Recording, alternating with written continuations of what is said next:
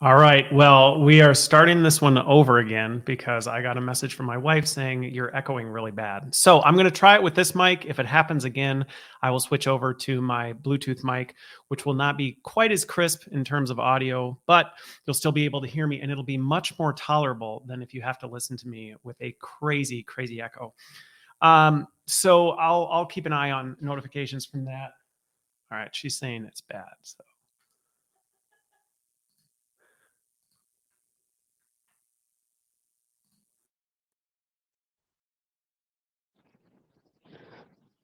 All right. So I'm trying this again.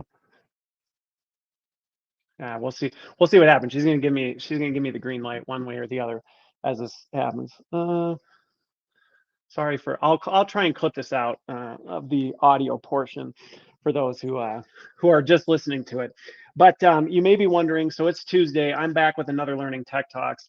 You may be wondering. This is a very strange time to be going live. And that is definitely true. This is not my usual time for this. If you haven't been following my LinkedIn posts, I've been very busy the past couple of weeks between my wife just over 2 weeks ago had baby number 7, our third daughter. And so that's been a bit of a transition. I would say this has probably been one of the biggest transitions for us. Usually it goes a lot easier. So our nights are days, our days are nights, hence going live at on January 3rd. All right, it's not bad on this end, so maybe it was her. Okay, perfect. Well, anyway, sorry, I'm a little distracted because that always happens when I start and stop these. I haven't had to do that other than maybe twice. But I have been kind of busy out of the usual routine of things. Yet at the same time, I can't turn off necessarily, and so I've actually been spending a lot of time thinking and noodling and just ruminating, I guess, on skills. So much so that as I come into 2023, it's going to be a really important topic for me, and I think really for not only people in our industry, but every organization. And I don't think that's news to anybody who may be listening or watching right now. But this is very much a huge topic, and I want to break this down. So as I get into the flow of this, and I have no idea how long I'm going to be going. So if you're looking at this going like, how long is this conversation going to be? I don't know. It's going to be as long as I need it to be to get through some of the things that are running through my head right now. So if you're joining live, I see some folks saying, "Hey, no echoing on your side." Fantastic. But if it does, let me know. I'll be watching the chat, and feel free to ask questions and comments along the way because I'm taking some time off right now. But I needed a little bit of time to just come out, and I was going to just record this and broadcast it as a live replay. But it's so much more fun doing it live and taking questions and getting feedback along the way. So hence the pivot in structure. But in terms of what I'm going to talk about, I wanted to talk about the skills because it is extremely prevalent and I hear the word thrown around like popcorn in a movie theater right now. You hear about skills-based organizations, skill transformation, upskilling, reskilling. The word skills is being used a lot. But as I said in the post, like Inigo Montoya from The Princess Bride, I don't think we always mean what we think we mean when we're saying it. And it's causing a lot of confusion for folks. And I'm seeing a lot of organizations that are either starting, stopping, or in a little bit of analysis paralysis, wondering, where do I even go from here? How do I even get started on this? Now, I will not claim in any way, shape, or form to be the guru or expert on skills.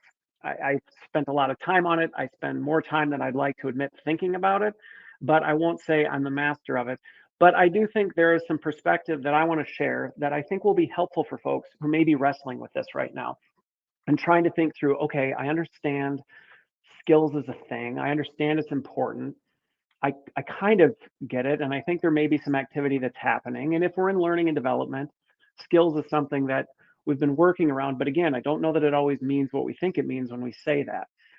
So I want to start by defining that a little bit and actually laying out like what do we mean when we say skills and how does that fit into an organizational taxonomy so that we can think about what that looks like. Now, you may come up with your own definitions.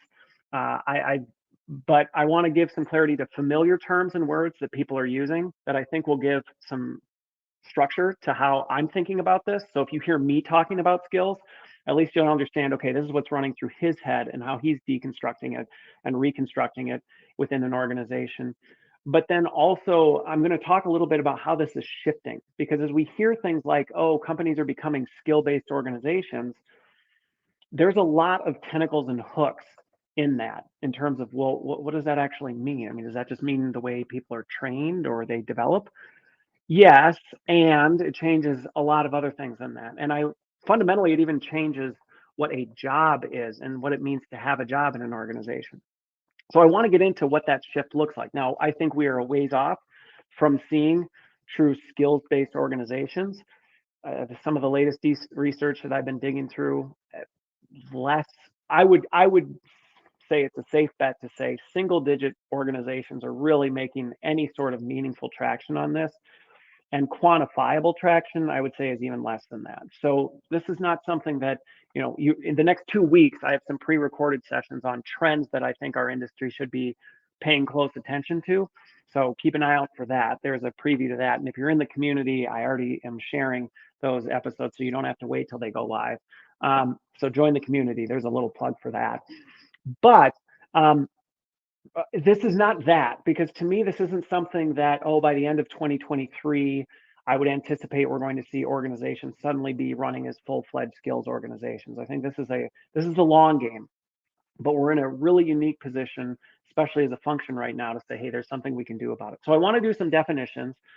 I want to break down, what does that actually mean and look like for our function?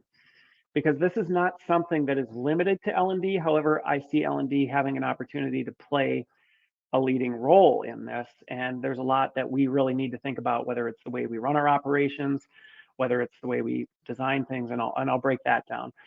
Then I also want to help connect some dots to how this is tied outside of L&D, because in many organizations, and I don't think this is limited to any industry or any function, we're often operating in our silos and thinking about things in terms of, well, what do we need to do? When it comes to skills, this is something that you're doing personally. I think you're doing more damage than good if you're pursuing skills in a silo. Now, that doesn't mean silos cannot have independent things that they're working on related to skills. But if it's not done in the broader context of, well, how does all of this fit together? You may be causing more problems. You may be doing nothing at best. At worst, you're causing more damage. And I think understanding, well, what are these other implications, so we can be proactive in our strategic thinking around this, is going to be really important. Now, what better time to talk about this than at the beginning of the year? Because, hey, right, resolutions, new year, trying to think about things. I've been talking a lot on my YouTube channel about what skill development means on a personal level. How can we develop skills in terms of snackable learning? How can we be thinking about development in terms of snackable things we can each individually do on our skill journey? So that was a much longer introduction than I normally take. But to me, this is a big topic. And unlike my usual sessions, I got nothing but time. So I'm not limited to time in terms of when I need to be wrapped or anything like that. Although at some point, someone will come knocking on that door right there and be like, cut it. And then I might have to do a part 2. But I don't think I will have to do that. So with that, let me transition over into Christopher Lynn's definition on skills and how that fits into the broader architecture of things. Because historically, I don't know that even when we've said skills, we necessarily, at least by my definition, would be talking about skills. So let me talk about my 4 tiers. And again, I did not have time. I actually considered going into Canva and trying to make a cool visual that I could present, that people could say, hey, can I steal that visual? And I would say, absolutely. I didn't have time for it. So if somebody wants to make a visual, somebody listens to this and goes, I want to make a visual, by all means, go nuts, share it with me, and I will share it and give you credit for that. But I didn't have time for that. So you're going to have to visualize what I'm seeing in my head as I picture this. But when we think about skills, I want to connect it to jobs, because I think that's something that often we're trying to do a better job of, but it's not always there. So when I think about skills and how they tie into things, at the highest level, I do think we have jobs. And while there's conversations around the traditional job is going away and we're all going to be focused on just skills, and it's going to be like a consulting firm where you just move and do whatever the organization needs you to do, I think we're a long ways from that.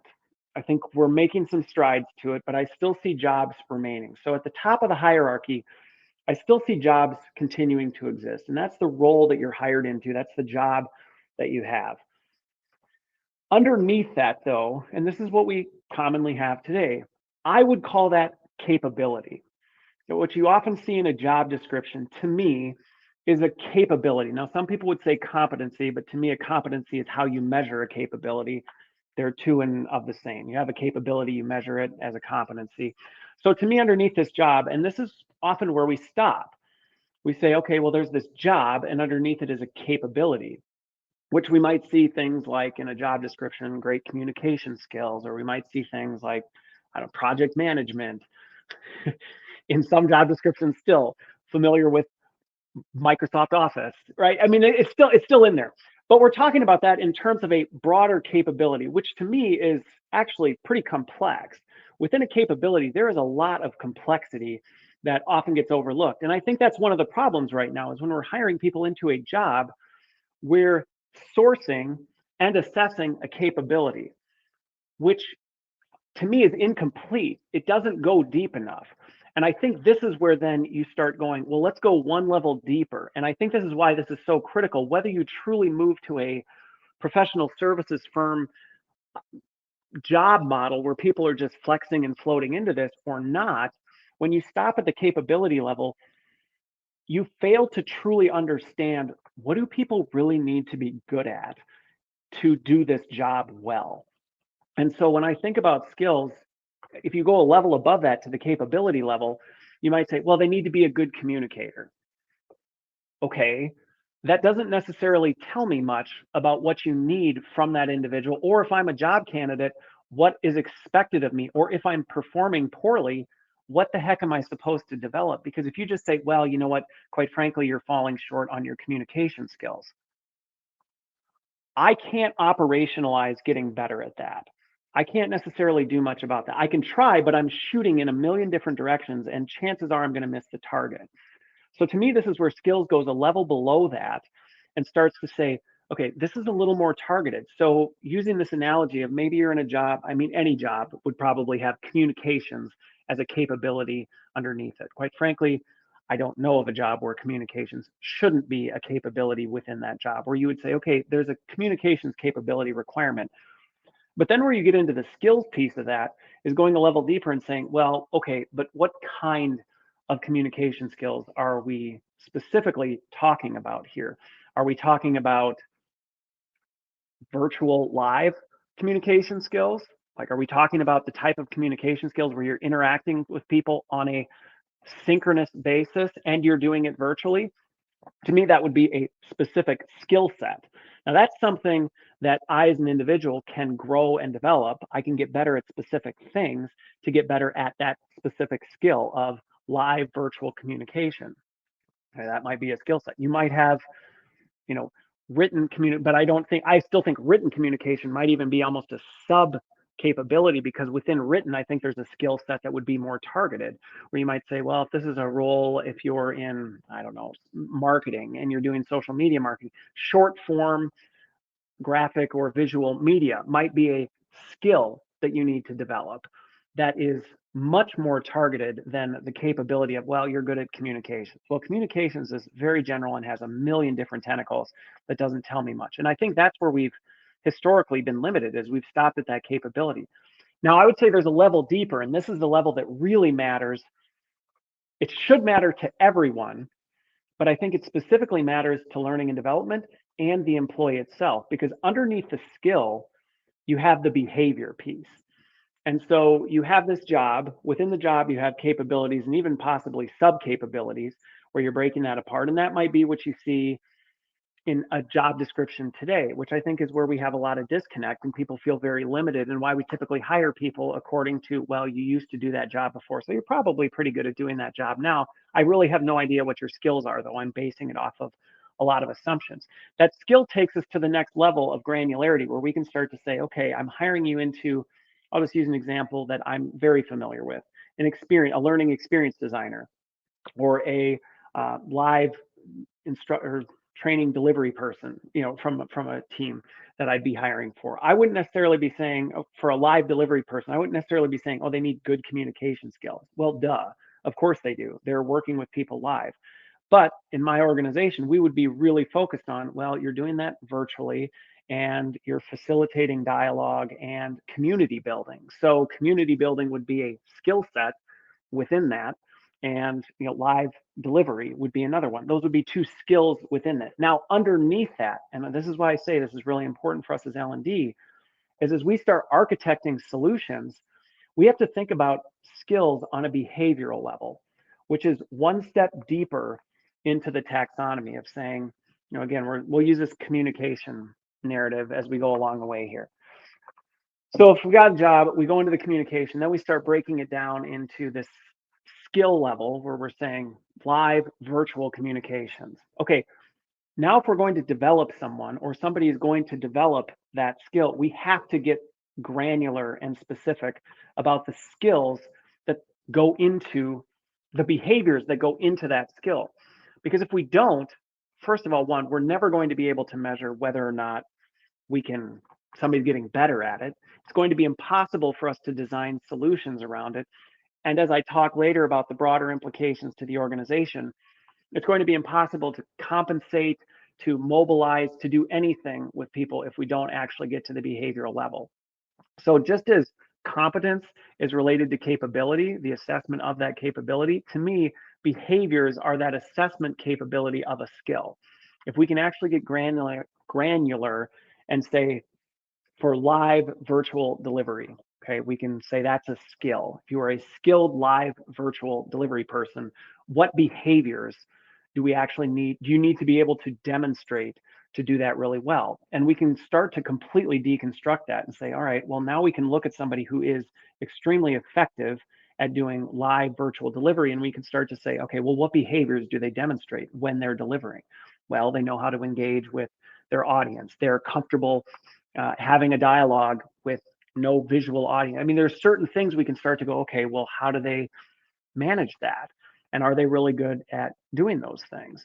And I say this is really important for us as L&D, but we also have to think about this in terms of for our employees or people who are trying to develop. And this is why on my YouTube channel, I'm talking about snackable learning for people, is a lot of times people struggle with understanding how to develop a skill because they don't think in terms of behaviors. It's just not the way people think. We don't typically think, well, I need to get better at this. So what is one or two or three things that I can start doing differently to improve on that? And I can start small. I can start small on that, and I can say, this is what good looks like to do that really well. And then I can practice doing that. And then I can see measurable improvement, and we can start to triage and do that. And then on an L&D standpoint, we become less beholden to this bureaucratic, rigid structure of development where we go, well, you must go through this entire development structure to be good at this skill, because we may say, well, the skill is actually made up of 50 behaviors, 37 of them which you're actually really good at or successful at enough that we would say you passed the threshold for that. So now you only have to narrow on these few things that you have to deliver. So hopefully that helps, because a lot of times what I find is when I talk about skills, even I sometimes will be in conversations with people and I can almost get the sense I'm like, I don't think we're thinking the same way about things. I don't think we're saying the same things. And when I'm talking about, hey, as we design this, let's think about the skills we need to build. And even sometimes in those conversations, it'll come back to, right, we need people to be, and the words that come back are capabilities. And to me, it's too vague and it's too non-specific to actually be really focused and surgical in the way we develop things. So hopefully that context helps as I go through this now and start talking about, so what does this actually mean? And what does this mean as we start thinking about the broader implications? And how does this tie to organizations, things like that? Because this, I'll just give you a spoiler on this. This is tied to everything. So when I get really amped up and excited about skills, it's because literally, in my view, this is the ones and zeros of an organization. So for those of you who may not be computer geeks, it's the baseline code of everything. This is the binary code an entire organization is built on. And so when you start to think about skills, you actually start to understand, okay, if we need the ship to turn 2 degrees to the right, then these are all the little levers and buttons that we need to push to actually mobilize that rudder and turn and start the ship turning that direction. Now, this very quickly, I made a post a couple of weeks ago about this, and I can't remember who it was, but they said it in a positive way. They said that the post literally made their head hurt as they started thinking about the implications, and it should. It should. This is one of the things where sometimes I feel like we don't necessarily give this topic the magnitude of impact that it has, because we think, well, let's just develop some skills and we'll upskill the organization and make certain changes. This is not something, going back to the programming analogy, if you're going to change from C++ to Python, you don't just make a few tweaks to the system and magically your app runs completely differently. I mean, you are literally rebuilding this from the ground up. Now, hopefully that doesn't overwhelm anybody, because the reality is you don't eat the elephant all in one bite. You do it one bite at a time, going back to that old saying. And I think there are ways we can start to chip away at this in really meaningful ways without having, and slowly we will get the whole ship to turn. But we need to understand that we need to turn this whole ship. Otherwise, we're going to make these small changes, feel as though I'm not seeing the whole thing flip, get frustrated, throw in the towel, and move on. And I think that's one of the worst things we can do, because the reality is, my prediction on this is over the next 5, 10, whatever years, we'll see, this is going to fundamentally change everything we know about work, everything we know. It's going to change the way we think about career development. It's going to change the way we think about promotability, mobility in terms of career trajectory, things like that. This has the potential to change everything. And we have a chance to be on the front end of it, which is a pretty cool thing. Okay. Noting my timestamp here. So, all right, so let me go into so what does this actually mean for learning and development? And I'm going to break this down for those of you who may follow some of my stuff. I think about learning and development more like product management than I do a traditional L&D function. I think of learning and development as a product supply chain. We have intake, we have processed goods, we process those, we have an output, and then we're measuring whether or not, what we output actually achieve the desired results. So when I think about it in terms of that. And so I'm going to break down, what does this actually mean for us as learning and development practitioners? And for senior leaders, you're going to need to think really hard about this, because this is fundamentally going to change your org design. It's going to change the way you position roles. It's going to change the way you put people into roles and what kind of talent you're potentially scouting for your organization. It's going to change everything. So if you're at a senior leader level, this is going to have major implications, but even at an individual contributor level, this is going to have implications on how you show up to work. If you want to start making changes towards this, now you can say, well, nah, no thanks. I think that would be a major mistake. Call me in 5 years and tell me if I'm right. But I guess, so let's start on the intake piece, because we might go, all right, you're saying this affects everything. What do you mean everything? And when I mean everything, I mean everything. So going back to this taxonomy, if we're thinking about things at a more granular level, right, underneath this capability, the skill and behavior piece, as we're having conversations, when people are coming to us, or we're even in dialogues where we're listening to what's going on in the organization, even the conversations you may have with your employees where you're trying to listen intently on, what am I actually hearing from my employees in terms of what they're struggling with, or where their gaps are, or what we really need to do to solve these problems.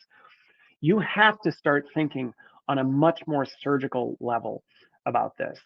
I think a lot of conversations I see on, well, I don't think, a lot of the conversations I see around intake and analysis when it comes to learning and development, there's a big emphasis on focus on the outcome, focus on the outcome, focus on the outcome. And I would say yes, and don't stop there, because you can't focus on the outcome without thinking granularly about the skills and the behaviors that lead to that outcome. And as I mentioned before, This is going to be unfamiliar territory, not only likely for us, but also many of our stakeholders. I can't tell you in the almost 20 years that I've been doing this that when I have conversations with people about what problems they're trying to solve and start getting granular about the skills and behaviors, more times than not, it is often met with just a look of, I haven't really thought about that. And maybe initially there is a, oh, yes, well, I have thought about that. And here's my response. And usually that response I'll get, even if it gets into some of this granularity, still stops at the capability. It still stops there. So I may work with a stakeholder and say, talk to me a little bit more about what you're trying to solve for here. And I'll get to the outcome piece. Oh, we'd like this to change, or we'd like to see more of this. Okay, yeah, that's fine. And what do you think needs to change as a result of this? Or where do you see this is breaking down? And one of the things that immediately will just hit ahead is it stops at the capability level. Well, I think people don't have enough communicate. I think their communication skills are poor. Our leaders aren't terribly effective at leading teams. Well, that's a capability. We have to go deeper than that. And we have to have that in our head to be thinking, how are we asking questions? How are we digging into that? How are we validating that these behaviors actually aren't happening? And if you look at a lot of the orgs that I've led over the years, I put a huge emphasis on the front end of things, huge emphasis on getting that front end right and making sure that as we're thinking about what problem we're trying to solve and what outcome we're shooting for, that we are getting as granular as humanly possible on what really is breaking down in there. And not that we're going to get it right every time, but if we're thinking more in an agile iterative form, we need to be thinking about, well, okay, if we were to change this behavior, or what behavior are we observing that if we could shift that behavior, we think it's going to result in a skill change, which is going to result in a behavior change, which ultimately is going to get us that desired outcome. So if anything, as L&D professionals, or regardless of where you sit, I mean, I think this applies to anyone in the talent space. If you have anything to do with solving people problems, to me, this idea of putting more of an investment on the front end, and I'm not talking about having a 600 word or 600 questionnaire that you walk people through. That's not it. And I've seen that fall flat on its face way too many times, where people's idea of getting a better intake is just asking a lot of outcome-based questions. Well, how are you going to measure that? And what do you know about this? And what have you tried in the past? And those can be good questions, but I think we can skip over a lot of that by just starting to ask more deeply, like, what are you observing? What are we actually seeing people doing? Why is that connecting to this? And does that make sense? And some of this we're going to have to do on the back end, but on the front end, for us as the L&D folks, we have to come into that conversation with more of that mindset with us. We have to be coming into the conversation with that. And here's the watch out. This cannot come across, and I could probably do a whole session on this. This cannot come across as challenging or questioning our stakeholders. Well, I don't really know about that. Like, what have you really observed? Almost making them feel like you're putting them on the spot, like, oh, I think you're kind of an idiot. And quite frankly, I think this might be. It really has to be a genuine curiosity. What type of things have you seen? How is that leading to this? Where have you seen it done well? And that's resulting in a better outcome that you're trying to get, and actually starting to ask those questions. Now, the other thing I will say on this that we have to be careful of on intake. So one is that you don't just tick off the people you're working with because they feel like you're just this annoying person who just is asking a bajillion questions. There's a way to do that. And that, going back to the taxonomy, that's a skill right there. So as an L&D professional, that's a skill you can develop. And maybe in my learning snacks, I'll do a whole series on how to develop that skill, because that is a multifaceted skill in and of itself. It is the art of curiously questioning someone to get to the root behavior and skills of a problem. But I think this is a really important skill that we can develop. Now, the other watch out, because the one watch out is you can annoy the heck out of people. It's an art and a science. You can annoy people. But the other one is, and this is where I've seen this go off the rails, we have to be careful of this, is on the intake, this can take way too long. I have seen too many L&D organizations or talent organizations over the years They make a heavy emphasis with the best intentions of improving their intake process and getting better at this. And as a result, their intake process is months, right? It's we're doing focus groups and we're doing all these questionnaires and surveys and we're doing tons of all these sessions to try and get to it. And I will tell you that will not bode well for you. It really won't, especially at a time when things are moving at a pace that is unprecedented to anything we've seen before. And I've had people challenge me on this and go, well, then how on earth do you do that? You can do this very quickly. And some of it is shifting to a more, I'll get to this in the design piece. It's shifting to a much faster iterative, hey, we're going to put out quick things, see if it makes an impact, and then we're going to shift and pivot. So it's going to impact design. But there is a way to very quickly get to a surgical level of let's talk about the behaviors and the skills that you're trying to change and what we think good looks like and how that's going to positively impact things. And yeah, Leanne, this is why I do it live because it's way more fun. Leanne, this is a great point. That length is not only when you confuse yourself, but your stakeholders get lost in things because they don't even remember what did we originally commit to, because the last time we had this conversation was 2 months ago and we were talking about this and I don't even remember what that conversation was, and now we're talking about something else and now you've got scope creep, the whole thing's blown out. So I think those are the two biggest watch outs with this intake piece, is to do it quickly and do it artfully so that you're not irritating people. But this is a big mindset shift for us. We need to put way more emphasis on this intake process and get to that granular level. So that's that piece. And I could, again, probably talk on just that for quite some time. But let's talk about the design side and what this might mean for the design side, because this has some serious implications, especially for the way we've traditionally, hang on here, Miki. So how about accomplishment versus behavior? Help me, maybe you can comment and give a little more clarity on your question, or maybe that was just a comment. But I think they're two in of the same. I think they're two together. So if I don't answer this, feel free to re-ask or give some clarity and I'll try and add some additional color context to it. But I think the behavior then has the way I've done this in the past is the behaviors then have a framework by which you're measuring whether that's accomplished something. So there's actually a 3-part phase where you go, we define what the behavior is. We then further define what good looks like on a spectrum. Really bad looks like this. Okay looks like this. Great looks like this. And how many mediums you want in between, or whatever shades you want, you can get into that. But then it's like, what do we actually think? And often this is where you're then combining those behaviors and those spectrums to say, okay, if we combine these, then what are we hoping to accomplish through that? What do we think we're going to see when we do that? And I think that's the kind of dialogue and conversation you can have around this, to be able to connect the dots between, okay, you're saying behavior, you're saying skills, you're also saying outcomes.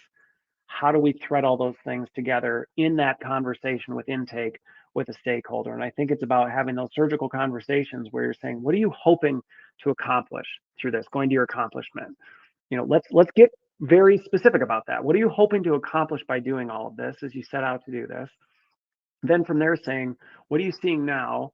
And why is that not getting you there? And what do you think better would look like in those behaviors? Let's actually define that.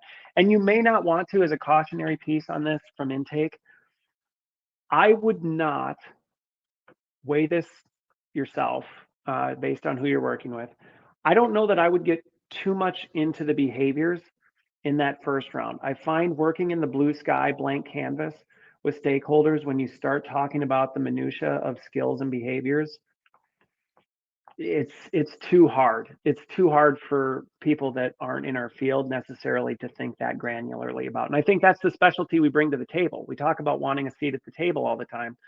Well, this is your opportunity to earn that chair and to say what we bring to the table is a really deep understanding of the kinds of behaviors that drive organizational outcomes. We understand that if we change this behavior in our people leaders, that's going to result in improving this and improving that. And we come to the table with, here's what we think the solution is, instead of going, well, what behaviors do you think we could change? I think that's a myth. And I think that's one of the ways you also keep the intake process moving more quickly is you don't get wrapped up in that minutia with your stakeholders. Your goal is to identify what are we really trying to solve for in here and what are some of those observable things where you go, you see this and you just go, ugh, this is bad. Help me understand what that is. And then we go behind there. So the behavior is about, oh, here, I'll pull this up so other people can see it. The behavior is about the way I do it versus the accomplishment, which is what the stakeholder really cares about or what they measure. Yes. Okay.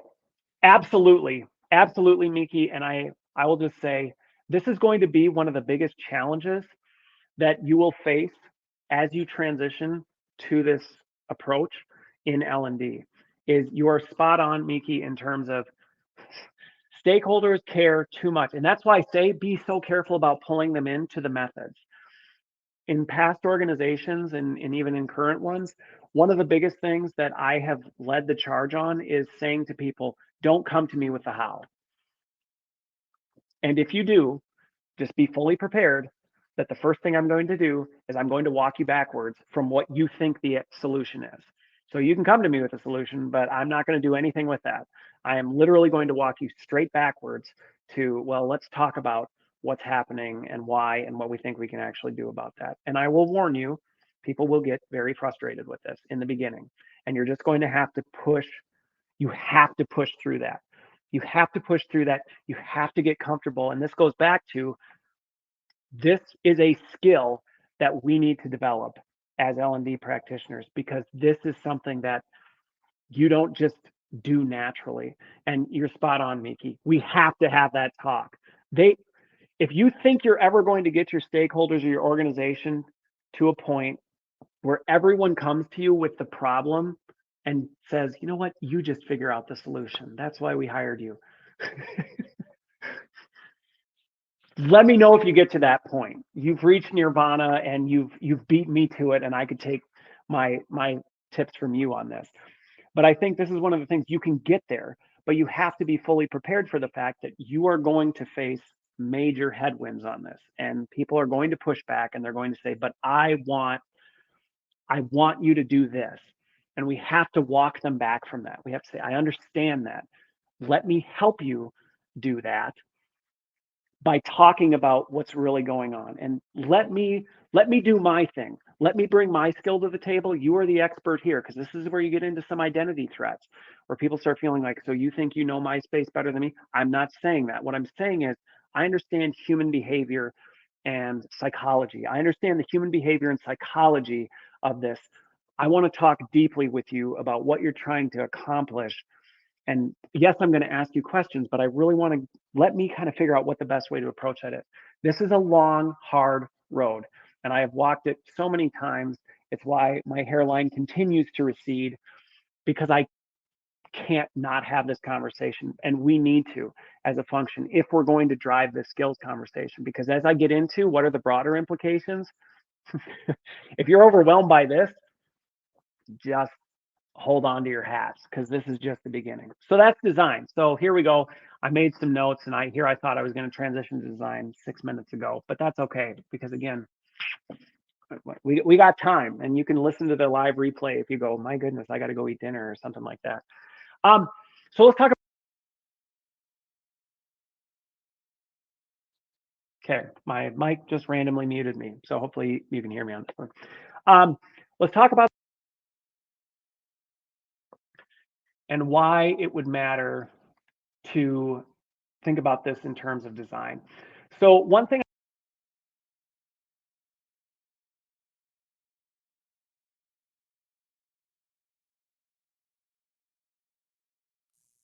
Okay, I'm going to try this. If it echoes, let me know, and I will switch to, I have about 4 mics. So I will switch to a different mic if this starts echoing again.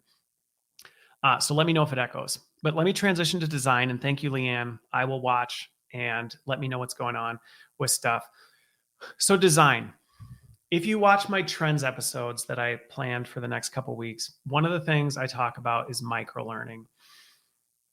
this is going to become something that we need to think more deeply about. And it's one of the reasons that I put this as a trend. Now, I want to be really, really careful how we think about micro learning, because this does not just mean chopping up everything that we do into small bite-sized chunks and shoving the same thing out the door. That's not what I mean.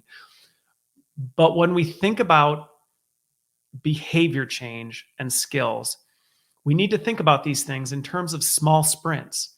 We need to think about this in terms of small sprints that are happening, because if we're going to change a behavior, that's something that you can do it relatively quickly. For it to build a habit, it takes time, but you can do it relatively quickly, but it happens in a compressed period of time. And you may only need a small amount of information to make that behavior change. So again, if you go onto my YouTube thing and watch some of my shorts, my snacks, you'll see I try and break this down in 15 seconds and say, here's a behavior change you can make to start building a skill. Here's a simple behavior change that you can make. Well, micro learning ties very well to that, because we can start to say, here's a behavior change you need to make. Here are some light resources you may need if you don't have the knowledge framework to understand, how to make that behavior change. But then we're just going to jump to the behavior change, and we're going to do these micro sprints, micro bursts of skill change. And we may ultimately thread that together into a broader capability or a bigger learning pathway. Okay. Because again, you're going to see later when I talk about this, capabilities aren't going away, I don't think, but they are going to be viewed differently in an organization. And so, by the way, if somebody can just give me a thumbs up or something in the chat if I'm coming through. I did switch my mic, so hopefully I'm not still muted and you're hearing me. Although there's enough people watching that I would guess you would be dropping off if they were. But when we think about this, we have to think in terms of these sprints. So this changes design significantly, because historically, we have thought about learning in terms of these big, titanic size changes that we're trying to make. You think about a leadership development course. A lot of times developing a leader is, you're basically looking to retune the entire architecture of a human behavior across multiple things to be able to make this change. So when you think about that, that's overwhelming if you're trying to think in terms of skills, random little, bite-sized pieces. Thanks for the heads up. I'm on a better mic now too, so hopefully the clarity is much better. But with this, we have to think like that. And now again, we might start to make these micro pieces, and we design these little micro sprints where we say, hey, here's a skill that we're trying to do. And that's what I was trying to play around with in terms of what I'm playing around with on YouTube Shorts is, here's this micro behavior change you can make. Now, over time, we might say, okay, what if I thread together 7 of those behavior changes? What kind of skill might I be able to develop? Well, yeah, okay, we can do that. And we can start to think about this in terms of how we're actually improving people, and starting to think about, okay, well, now that changes everything about design, because rather than automatically jumping to things, we're going to start going, all right, let's quickly, and this goes back to the intake process and saying, so how do we do this more quickly? Well, if we can quickly get to what are some core skills and behaviors that we think we need to change, content becomes a means to an end. We're literally just looking for content to support behavior change. And if we're thinking about it on this micro granular level, then we're just going to be thinking about, well, if I need this person to change this behavior, what might they not know that they would need to know to be able to make that change? Okay, that's probably a bite-sized piece of content, and whether they actually need it or not is completely irrelevant. If they need it, great. If they don't, I don't care. Ultimately, what I care about is, can they actually demonstrate the skill and the behavior? And so this changes how we prioritize content. It's not that it becomes irrelevant. It's that it becomes supplementary to what we're actually trying to accomplish. It's just the means to the end. And so that changes the way we prioritize the time, the effort, the energy that we pour into our content, because we think about it in terms of, well, you know what, some of our audience may never engage with this content. And that's okay, because what we're actually designing for is what behaviors need to change and how, and this goes to another piece, how are we going to measure that? How are we going, if we're saying we want someone to improve on their live virtual communication skills, and that is measured through these behavior changes, then we need to think about what solutions are we going to design that allow somebody to demonstrate that behavior and be measured against it. And I think this is one of the things where we start thinking about, yes, you're spot on, Miki. In terms of the priority switches to the application. What are we going to do with this? Instead of what do people need to know? And this is what are they going to do instead of no. And sometimes people get a little bit tense on this because they think, so you're saying that's not relevant anymore? No, absolutely not. I'm not saying it's not that that's relevant. It's just it has a different priority order and it's ultimately serving the what do we want them to do. And so this again changes. So this is where if you look at the way I've talked to some organizations about how they're hiring. It's probably the common term in the industry is still instructional designer, but my terminology around it is learning experience designer. Well, if you're thinking about how to develop as a learning experience designer, or you're thinking about changing your org design to have learning experience designers in it now, that is a different skill set than a traditional instructional designer who is doing more information architecture than behavioral simulation and assessment. Right? Those are two different skill sets. And you may say, well, we need both. Yes, you might, but would you have the same people doing them? Maybe, maybe not, depending on the size of your organization. But either way, as you think about design, you're starting to think differently about it. So even if you're still in the information architecture space, your information architects are thinking differently about the information because instead of thinking about, well, what is all the information they might need to know about this thing? Instead, they're thinking about, if we're asking them to get better at demonstrating this specific skill, what specific information might they need to be able to do that? And you're experimenting with it. So this goes back to how do you speed things up? Well, you're not designing the whole plane before you fly it. In fact, you don't even care about flying a plane anymore. You're thinking on a more granular level. And so you're able to move through this quickly and produce small bites of things that can then be pushed out. Because the other thing, and this goes back to a mindset shift we have to think about, is we have to think of a more experimentation mode when it comes to learning and development. So if we're going to become a more skills focused L&D organization, we have to think of things in terms of experimentation. And that goes back to intake now. So I didn't mention this before, but this goes back to intake. That changes the conversation you have with your stakeholders. Because instead of coming to the table going, we guarantee that this program is going to give you XYZ lift in this YZ business metric, we're instead saying, we've heard what your problem is. We've come to the table and your designers now are doing some of this consulting and saying, based on our assessment of what's going on, we think if we can positively tweak these behaviors in this direction, this suite of behaviors, which ultimately ties to this skill, we think if we can develop this skill through these measurable behaviors, we think we're going to get this outcome. That's our hypothesis. But we're moving very quickly and we're going to test it. And if we don't see the desired outcome, then we're going to go back to the drawing board and we're going to quickly iterate. But this isn't going to be a 6, 9, 12-month process. This is going to be something we do over the course of a few weeks, ideally. And we're going to stand this up and we're going to see, okay, did that work? Did we see measurable behavior change? Did the measurable behavior change actually result in, an improvement in the outcome? If not, okay, well then let's go back. And I've run these experiments a number of times.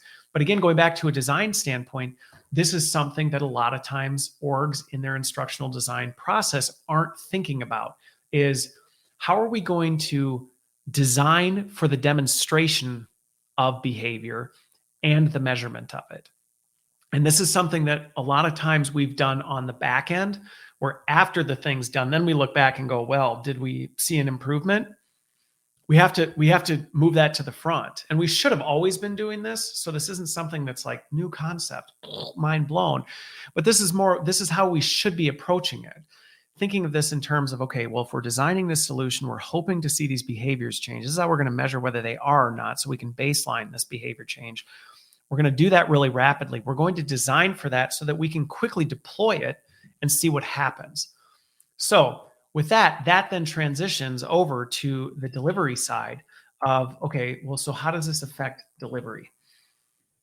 One of the biggest pieces, and this is something that I talk at length about with anybody who's in the live delivery, because one of the things that I continue to see bubbling up with folks who are in the live delivery, if you're a training specialist, if you've historically, and I've been there, I've done it, loved it, even though I was an introvert and it wore me out. There was something great about being in front of a group and working with people and doing this. But where this shifts, and this is something that I've seen a lot of folks in this field struggling with, is as the digital age is moving on and more content is becoming digitized, because quite frankly, it's a superior way to deliver content. I can deliver content far better asynchronously on demand than I can live. Do I like the live? Is it fun, that people join and add comments and ask questions? Yeah, of course. I love doing that. But could I just as easily record this and give it to you so you could listen to it on 2x and jump just to the section you care about and all that? Like, it's a superior method. This can feel threatening to delivery folks. So if you're a senior leader, you need to be really sensitive to this, because you may be creating an identity crisis for your live delivery folks who are feeling like, am I still relevant in the organization? Or has this ship sailed for me and I need to go do something else? And the reality is absolutely not. There's a huge opportunity here for live. And I think this is critical. A lot of people think my whole methodology, because I'm big on tech, is, oh, so you don't think we need to do anything live. No, I would just argue to the nose that the idea that proximity is important as a key variable and an impossible variable to overcome, I think that's a fallacy. I think you can design around proximity. It's going to take some work. So don't mistake anything that I say to be so you don't think anything needs to be done live. No, I actually think there's a huge opportunity to do things live. I think we need to think more calculated about it. I think we need to not limit it to, well, when can we get people in the same room? But there's a huge pot. So for the delivery, but this is a big shift, because a lot of delivery has been focused on presenting information. And I have to call this out because I think this is a really important comment, Mickey. Thinking like this, initially the reaction can be, this is taking away from us. We're losing, we're giving up. If anything, what you said right here, Mickey, is 100% what I have seen time and time again.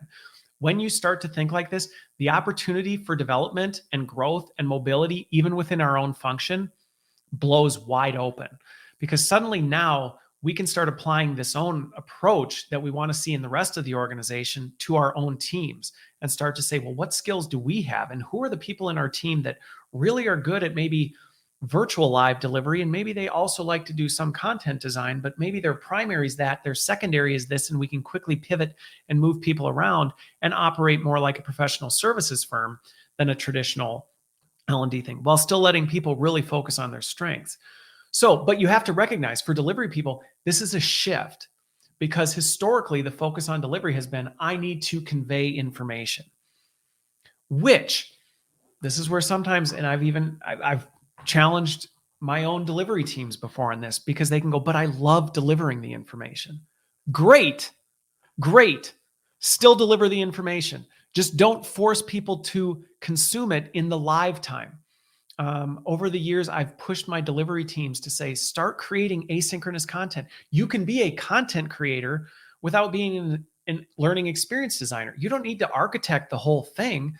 But if you know these delivery components are really important and these nuggets of knowledge tie to these behaviors, fantastic. There's no reason you can't team up with the design team to say, hey, we need to create some microbytes of content. But I'm the delivery person and I'm really fantastic at delivery. The way I do it, the aha moments I create, that's really important to me. Okay, super. A lot of learning experience designers I know, they don't like to be in front of the camera. They'd rather be behind a screen doing the technical stuff anyway. And they would love to have the delivery people being like, great, still use your delivery skills, deliver information, and do it in a way that people can consume on their own time whenever they need and be able to do that. So this is a shift, because sometimes there's been these lines drawn of, well, I'm not a designer, I'm a delivery person.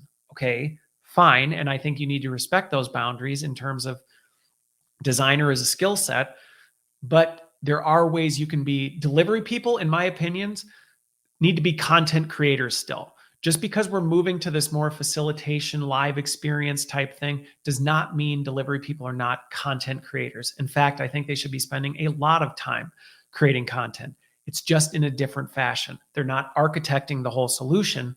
They're creating these knowledge nuggets, these snackable learning moments that can then be consumed. Now, then comes the other piece of, well, so then what do they do with the live time? Well, this goes back to the famous, if you've gone to get a graduate degree or an undergraduate degree in education, the sage on the stage versus guide on the side is familiar terminology. And it's, well, you shouldn't be the sage on the stage, but that doesn't mean you don't do it anymore. You're still the sage on the stage in a different way. You're a sage on the stage creating this content in these asynchronous fashions using development tools like I'm using right now to create microbytes of content that can be consumed by your audience. So you're still doing the sage on the stage portion, but you're not wasting people's live time to do it. Instead, you're saying, okay, when we're live, my job is to sit in the back and to assess behavior and to facilitate dialogue and to actually see people demonstrate the skills and the behaviors that the designers have designed the session to really articulate. And this is where, for a lot of organizations, this is a major change, because a lot of delivery folks are in a difficult position because what they're delivering was not designed for this in mind. It was designed to communicate information.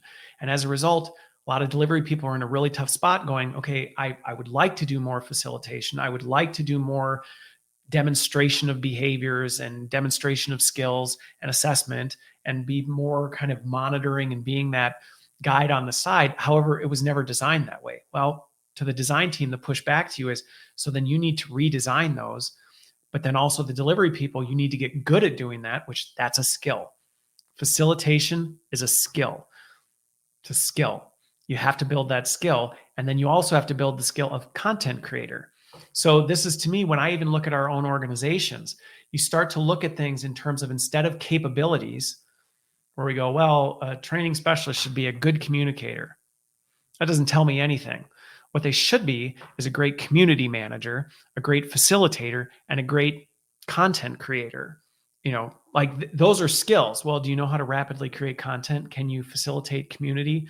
Can you, that's a different skill set. So the other thing is too, with delivery, these are going to be much more bursty. So as you start to think about being a skills-based L&D organization, you should not be pulling people into something for hours on end. That should not be the way you're doing it. And this is what the workforce wants anyway. They're struggling to find time to learn. Well, yeah, we're asking them to take days of their busy schedules to commit to this kind of stuff, versus if we start to change the way we design, the way we do intake, suddenly our solutions look like, you know what? We need to give people the opportunity to quickly, with a well-facilitated live opportunity, to practice skills and behaviors and be assessed on that. We're not asking them to come in and consume information, because we've now got our delivery people creating content in different ways. We've designed solutions differently to allow for that. They're only coming in for this application. What should they be doing? And getting that feedback and actually working through that. So instead of delivery being this long marathon type stuff, delivery should be short, bursty sessions of rapid behavior development, rapid skill development. And that's how we would be designing that.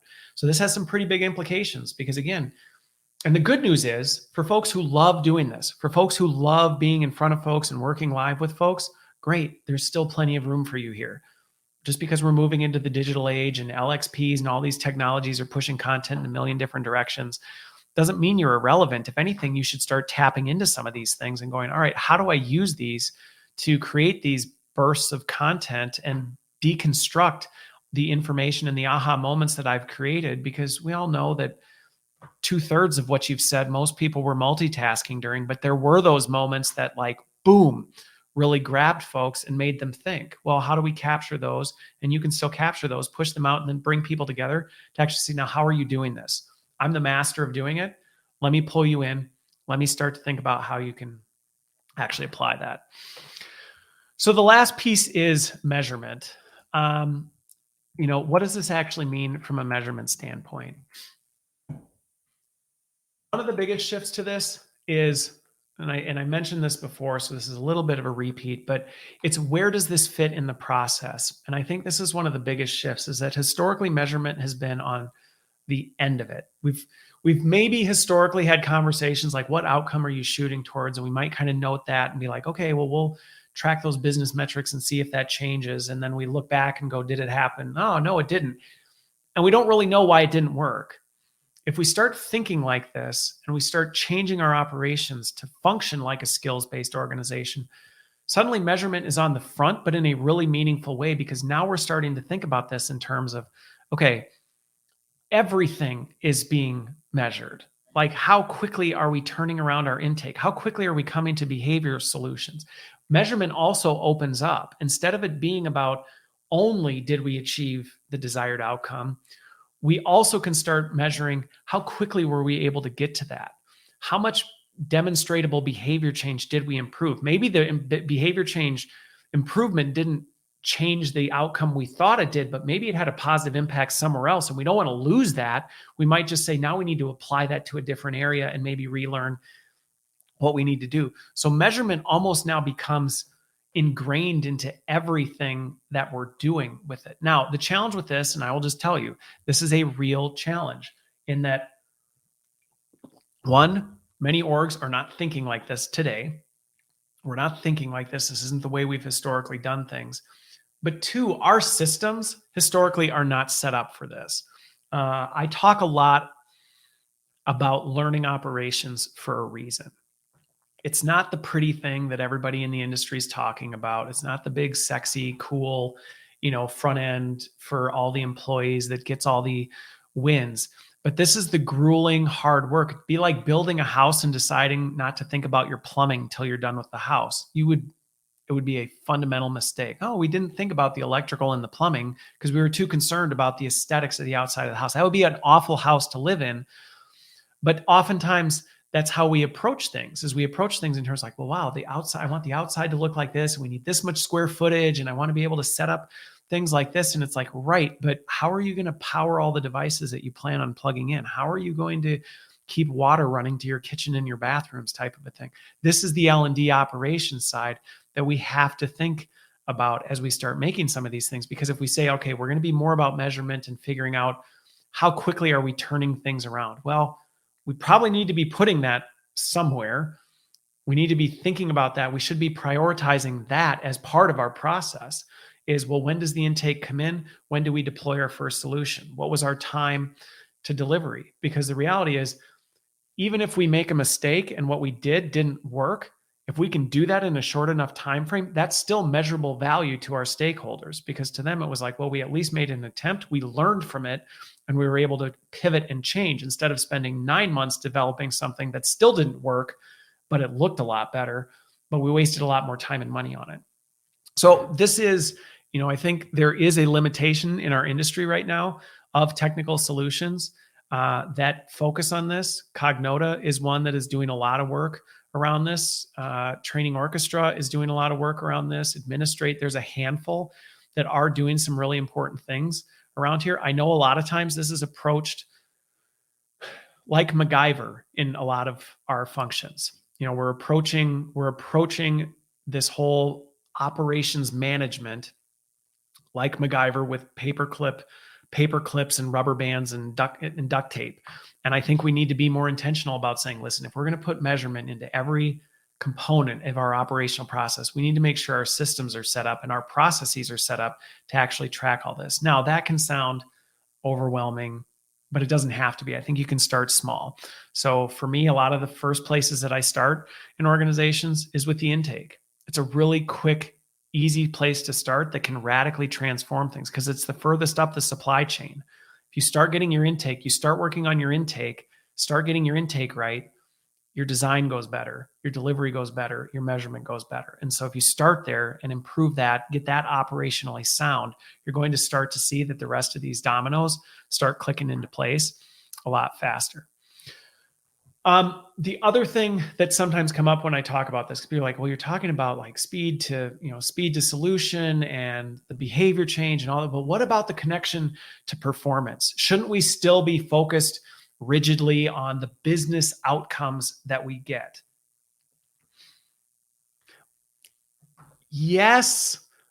And I'm very, very, very cautious whenever I talk about our connection to business. So Leanne, yes, I will answer your question with that in 1 second. The one thing I will say is we have to be so careful when it comes to our connection to business performance, because I have seen way too many L&D organizations. They're writing checks they can't cash. Well, if we do this, we think we can have this kind of impact on the business. I mean, there are a multitude of variables that you are writing checks you can't cash for. Now, does that mean you throw it out and go, well, we have no idea whether our stuff is going to actually impact the business? I think that's the opposite end of the spectrum, is to say, well, there's too many variables. I'm just going to completely absolve myself and wash my hands from it. I don't think we have to do that. On the same side, I think we have to be really careful about saying, if we do X, Y, Z, then we're going to magically be able to improve this business outcome. I think we need to approach it more from the standpoint of, here are the behaviors that we think we can change.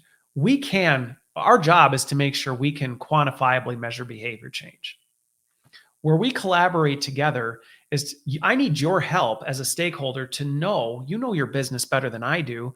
You need to help me understand what behaviors, based on your wisdom and expertise, do you believe actually is the right lever? And then let's experiment with it. I'm not saying you have all the answers. I'm not saying I have all the answers. I have some wisdom. You have some wisdom. Let's collectively collaborate around this. And then let's experiment and see if it results in that. And maybe it will, maybe it won't. And then we'll learn from it and move on.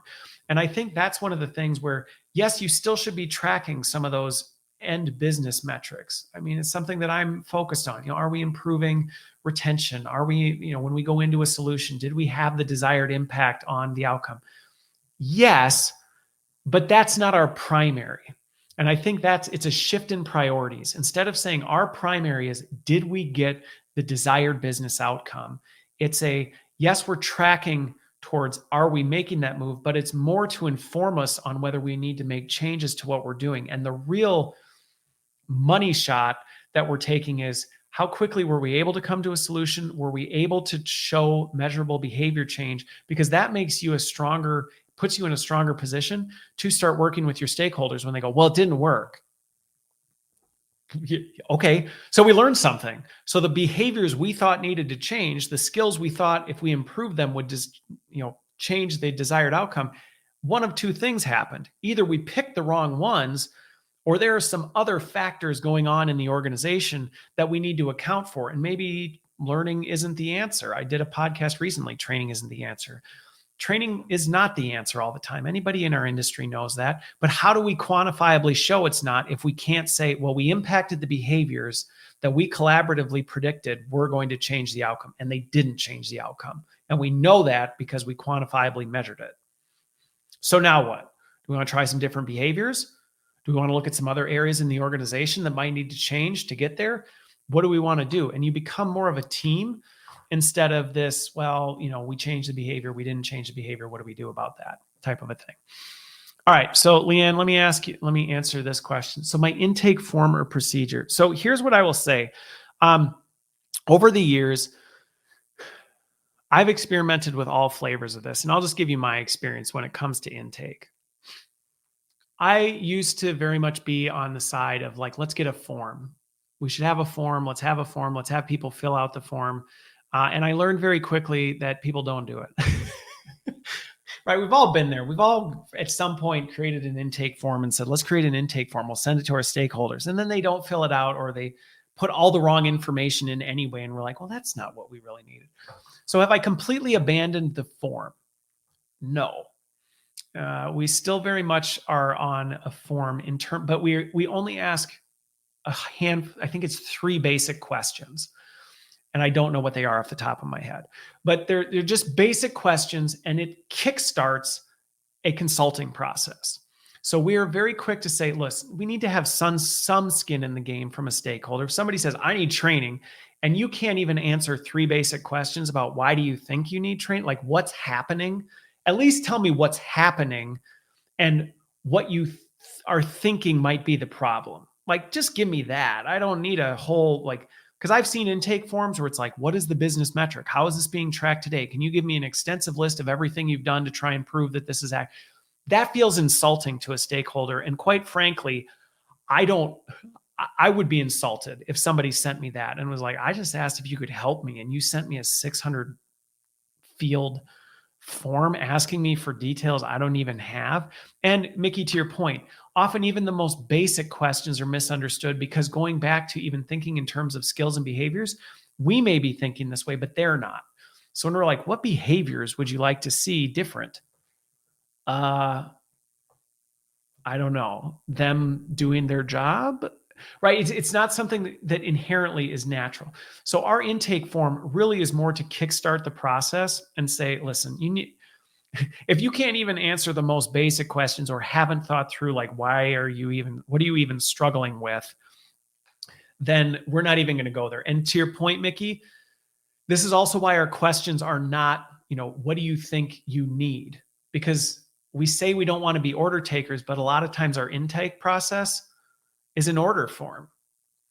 I mean, realistically, a lot of L&D intake forms that I've seen over the years, they're order forms. What do you want? Tell me what you think you need. How long do you need it by? What do you think is going to change as a result of getting your order, type of thing. It's like, well, yeah, of course you're an order taker. Instead of opening with the dialogue of what caused you to come to us in the first place? Like, why are you reaching out in the first place? What made you think about this? And that then opens the dialogue to start to say, all right, you've at least put in some thought into what's going on, because we all know there are stakeholders that have not thought about it at all. And they just came to training and go, I need training. You're like, why? For what? And they haven't even thought that far. And so our intake is really just to make sure, have you at least thought about this? Then it goes to a very rapid live conversation. And I have, over the years, become firmly grounded in the fact that that cannot be anything but a live conversation. It doesn't need to be a 4-hour brainstorming session. It can be 15. Some of the most intensive intake processes I've led, 15 to 20 minutes. That's it. Like, it's just I'm going to dig deep into this very quickly. And this is why I go back to the point that I think intake, it's a skill. It's a skill that you need to build, because you can offend and put off your stakeholders if you don't do it right. And yeah, Leanne, I love that too, right? How many intake forms do you ask people to jump through all these hoops, and then you come back and you're like, thanks, no, we're not going to do that. So the way we approach the form is more, hey, have you at least thought about this? Can you share a little bit of detail about us with what's going on and why you think this is a problem? And it's a couple questions. It's, I think, 3 questions. And then we have a live session. And I am very adamant that a live session is important, because that's an opportunity to build the relationship, better understand, like, why is this a pain point? Forget what the outcome is and what's wrong with the behavior. Why do you care about this? Obviously, you care enough about it to have filled out a couple questions, and you're reaching out to me, and you took a meeting. Why is this so important? What is going on in the organization that has you losing sleep at night over this problem? And a lot of that can only happen in that rapid conversation. Now, it's not over there, but a lot of times, so then in terms of the process where we go from there is, we have an advisory council where we take these intakes. So the intake goes to the customer. They give us the couple questions. We have someone that follows up and does this rapid iteration of, like, help me understand, like, why is this a problem? What's going on in the organization? And again, a big part of that is to understand what is going on in the organization that this matters, so we can weigh this as a priority.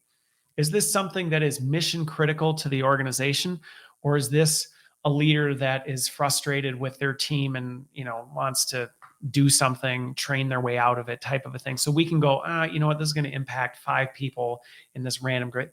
Probably not the biggest thing. And so we have a prioritization council that then talks about it rapidly. We rapidly iterate. And our TSA on this is ideally to get back to people within a week, to say, let us understand what's going on with you. Let us rapidly collaborate and prioritize what's going on. And our promise to our stakeholders is, we will get back to you with a solution. Now, the solution may not be us doing something, but the solution may be, here's what we think. We collaborated around what this is, and this is what we think the best course of action is. And that course of action may not be us taking it on as a project. So sometimes we have that steering council, and Sometimes we have that steering council and we go, we don't have enough information. This is some additional information we would need to continue. And so again, our commitment is we will follow up within a week. So we'll follow up with that and then say, okay, here's some additional details that we need so that we can prioritize accordingly. To your point, Mickey, everyone thinks everything is critical. I totally agree with that. Everyone thinks all their problems are the most important problems. But it's an opportunity for us to say, and again, people understand. I think this is one of the things that I found over the years. People understand that everybody's strapped for resources. So people are more understanding of we don't have the capacity to support. What they don't like is when they feel like you didn't put any thought into what they're dealing with, you didn't care, or you didn't help them in any way, shape, or form. And I think those are our two commitments, is that we genuinely care about what your problem is. We care about what your problem is, and we want to deeply understand what you're struggling with, because it's a struggle, obviously, enough to feel like you came to us. So we want you to trust us and know we care about what you're dealing with, and we want to help. We truly want to help. So let's at least make a commitment that every single person, regardless of how ridiculous we may think the request is, we care about that request and we want to do something about it. We will hear you out. We will hear what's going on. We will try and understand what's happening. And we will at least come up with something that's a solution, something that we believe will help you with what that is. That may be just connecting you to someone else. That may be handing it off to something like that. It may be us taking it on as a project. But our commitment is we will come up with something to get back to you so that you feel heard, you feel listened to, you feel that your problem was thoughtfully considered and that your problem has a solution. Now, you may not agree with our solution. You may go, I don't like your solution. Okay, well, that is the solution that we have concluded. That is what we have capacity and our discernment has led us to believe. If you don't agree with that, right, you can take it up with me personally. You can take it up with whoever. We can talk further about that.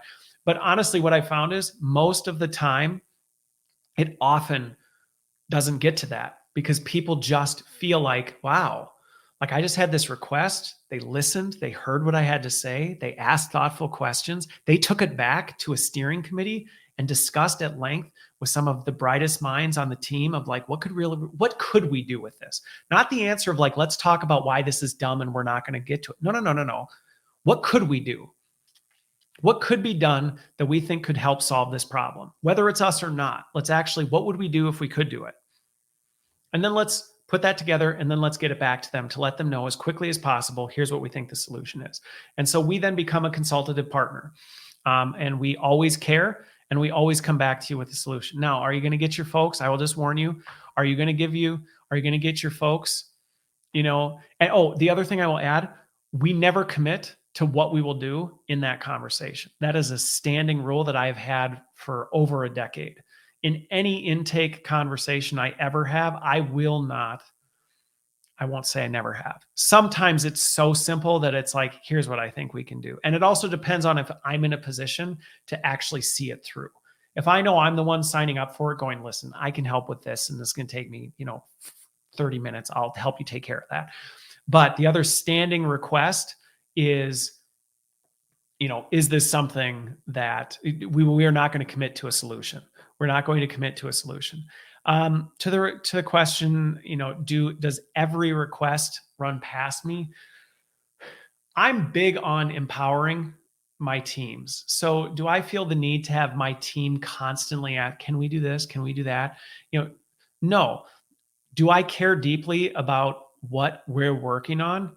Yes. So a lot of times, am I involved in discussions around things like, hey, okay, and we have a standing meeting that I am a part of where we talk about this. It's our council. I'm on the council, the steering committee, where we bring the requests, we talk about them. Everybody has a voice. We collaborate around what we think we can do, but it's not this bureaucratic, I'm standing there with the gavel going like, I don't agree, bad idea. You must go through me as some sort of vetting process. It's just more of our process that I actively participate in to stay close to the work and understand what we're doing. So, and that's something that I think has had to change over the years. And I've learned this over the years that this can be hard because sometimes we leave instructional designers and we go, well, you just decide what you want to do. And it's not that they can't. The problem is a lot of times we're putting them in a really vulnerable position Because if you're an instructional designer and you're sitting down with the VP of operations who thinks they need an e-learning on why laptops have a new screensaver on them, you're in a really tough position to be like, I don't think that's the best solution for you. You're in a tough spot to do that. So part of the steering committee is also to help protect the team, to feel like, listen, if people don't like the conclusion that we come to, this isn't about being bureaucratic and telling you what you are and aren't allowed to do. This is an attempt to help protect us all so that we can make sure we're aligned and we all know, what do we all collectively agree we're going to do or not do.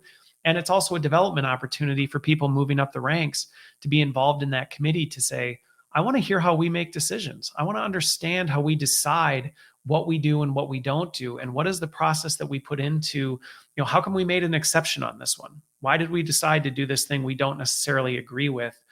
That maybe goes against our okay, well, that's part of it. So to your question of like, do I have to rubber stamp everything we do? No. But am I actively involved in that process so that I have a good understanding of what's going on, why, the thinking about it? A lot of times I'm involved because I can help connect the dots to broader organizational things that are happening and say, actually this is going on over here. We might be able to connect the dots to this. Maybe this is something we can piggyback on, or maybe we hand it off to this other group that's actually also working on this. So there's a lot of benefits to it.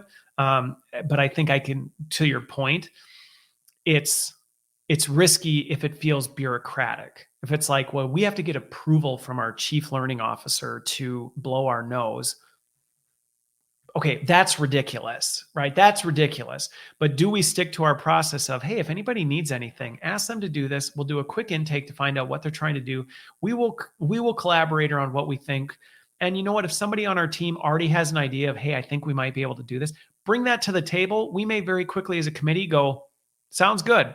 Great. Yeah, I think that works. Just don't let it get beyond this. And if it does, whatever. And Mickey, to your point, it's how you grow and develop your team as an L&D team. Because I think this is one of the problems is a lot of times people in L&D feel stuck. They're like, I'm an instructional designer. Like, I don't know how to become a director of training. Like, I don't understand or they get thrown into it. And all of a sudden they're like, holy moly, like, this is the kind of stuff you're dealing with. Like, if I'd known that, I wouldn't have wanted to be in charge in the first place, type of a thing. So hopefully that answers your question. Again, I could probably do an entire conversation on that. Okay.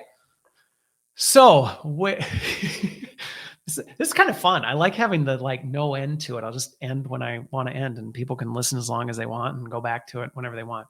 Okay. So let's talk about the skills piece, because I think this is an important piece to, think about, and I just want to make sure I note this.